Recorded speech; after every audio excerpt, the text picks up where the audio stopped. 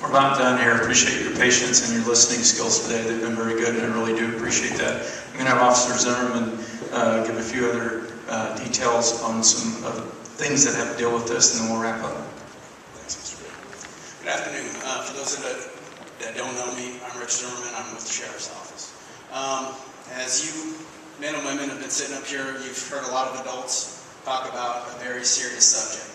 And I've been sitting in the back and trying to watch how some of you guys are being receptive, and I think for the most part, you guys are being very receptive to this information. But we can only get to so many people, all right? So for those of you that are taking this advice, that's great. I realize that we're not going to reach all of you, and that's just a fact of life, okay? Mr. Eichmann's job, as he said, is to prosecute the offenders. It's my job to find the offenders. We just made an arrest this past weekend for prescription pill possession. It happens here. It happens a lot. We can buy pills. It's pretty prevalent. Now, how this affects you is an individual choice. You've been presented with the information, okay, ladies and gentlemen. Now it's up to you to decide what you want to do for it. We can't say, at least we're not trying to inform you about the consequences, the physical consequences, the legal ramifications of getting caught up into doing prescription pills and alcohol. It's up to you to make that choice. Are you willing to own that decision? If you decide to use marijuana, if you decide to drink underage, if you decide to take pills, that's your choice. Are you willing to deal with the consequences? One, if you get caught. Because you got to think about what are the worst things that can happen to you. Your parents find out, I find out, Mr. Oltman finds out, Mr. Eichmann finds out. If you're willing to live with that, then so be it. What are the worst things that can happen to you in your young lives? And I know it's starting to turn into white noise. You have all these adults up here talking to you about things that you guys are young adults. You guys know it all already, correct? But these are very real things. As I get in my job a lot, as I get older, I encounter things that I hate to deal with on a more frequent basis. And the worst thing that I hate doing in my job is going up, knocking on somebody's door, 11 o'clock, 12 o'clock at night, having to let them know that their loved one is dead for whatever reason. Okay? We can only do so much to give you the information. What you do with it is your choices. Okay? And a lot of that has to deal with peer pressure. Okay. The people that you run with. Your parents, your teachers, your coaches, your employers all influence you one way or another. But we all realize at your age, your biggest influence are the people you hang around with. So then you got to ask yourself, who are you hanging around with? Are they making the right choice? And are you just going along with it just because that's what the group is doing?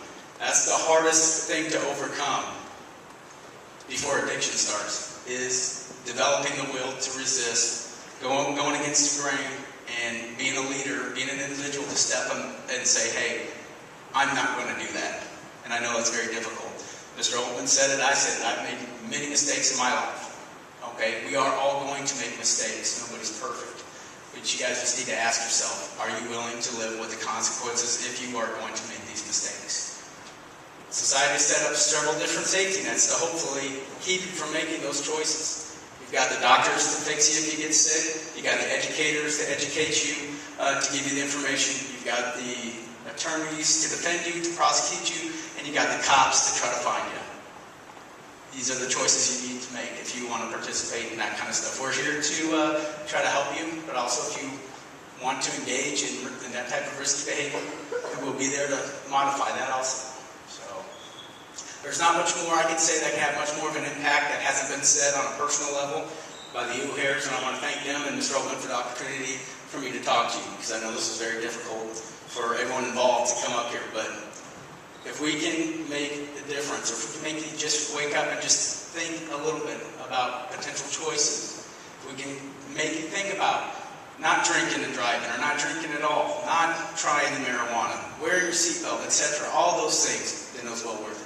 So, with that, again, if you guys ever need anything at all, come to the Sheriff's Office, come to the PD, come talk to Mr. Oltman, come talk to somebody. Thank you. Thank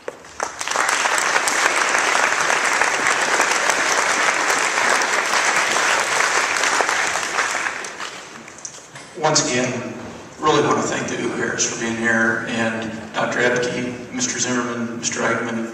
There is also a forum tonight at the Methodist Church that'll deal with some of this, as well as how to get rid of prescription drugs. We're going to try and do some more education in the community in many ways, but that's one of them. If you have something that you know you don't need to have, and how to get rid of it appropriately. Flushing it down the toilet is not really the right way to go. Please don't do that. There are ways out there that we will help get rid of prescription drugs that are not necessary for someone to have, and we're going to try to educate the community on that. And that's a little bit of what tonight is about, as well as we're going to talk about some of the same things we did today. Uhares had come to me. Crystal had called me a long time ago about doing this, and we wanted to wait and give some things some just due, and the process does not make it any easier for their family.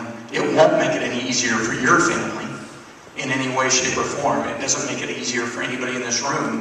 If you're sitting beside somebody that's doing something you know that's wrong, then try to help them. That's what we're about. That's what we do as human beings. That's why we are who we are.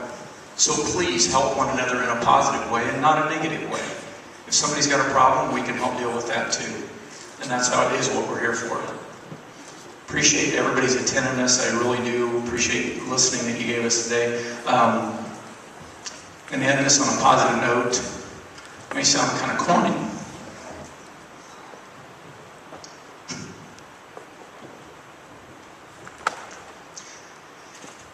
Melanie played them all. Everything she ever did in a positive way. And I watched that. And that statement, that's not there for a reason. She played every activity she ever could. I would challenge you in a positive way to make a difference in whatever you do and whatever you're a part of. She did do that while she was here. That's an expectation, it's not a rule. Please do that for yourself. With that, seniors and juniors only, you are dismissed.